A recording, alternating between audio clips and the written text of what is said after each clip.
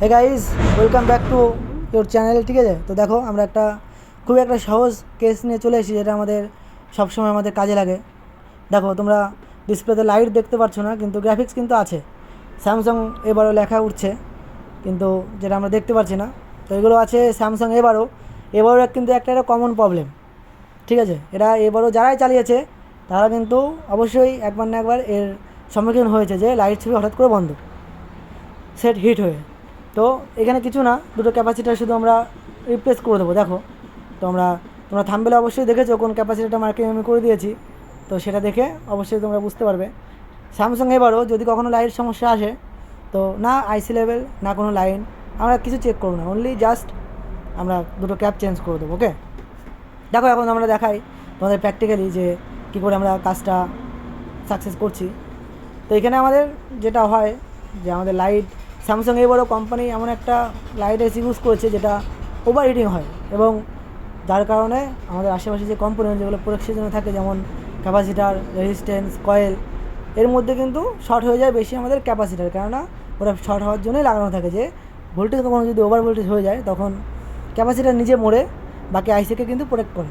তো সেক্ষেত্রে এই প্রবলেমটাই এই সেটটায় হয়। দেখো, আমরা একটা আলাদা স্ক্র্যাপ বোর্ড থেকে কী করে আইসিটা রিপ্লেস করে সেটটা রেডি করি, দেখে নাও। তোমাদের অনেক নলেজ ইনক্রিজ হবে আশা করি। এটা নলেজ বলা ভুল, tips and tricks, shortcut.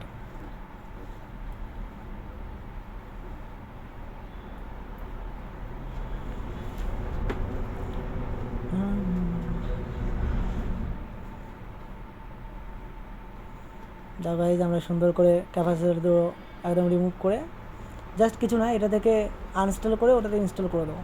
Case clear. Practically দেখো কত সুন্দর।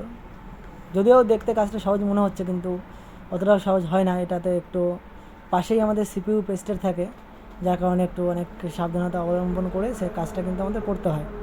তো এর চিন্তার কোনো বিষয় নাই। তো আমাদের এখন মার্কেটে অনেক হিট প্রোটেকশন টেপ এসেছে, যেটা সুন্দরভাবে হিটগুলো কিন্তু প্রোটেক্ট করে। ওরা হালকা করে দিয়ে দিলে কিন্তু কোনো সমস্যা হয় না। চলো, বোর্ডটা এখন আমরা ঠান্ডা করি। ক্যাপ লাগানো হয়ে গেছে, তারপরে আমরা সুন্দর করে ওয়াশ করে চেক করব কী রেজাল্ট আসছে।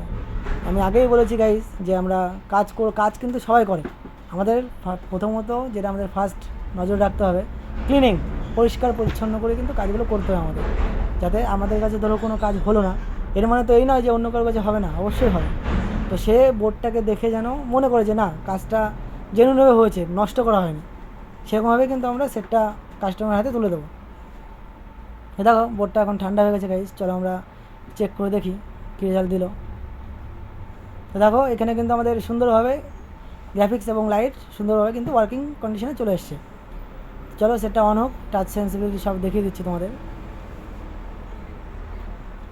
এরকম শর্টকাট পেতে অবশ্যই আমার পেজটি ফলো করবেন। ঠিক আছে,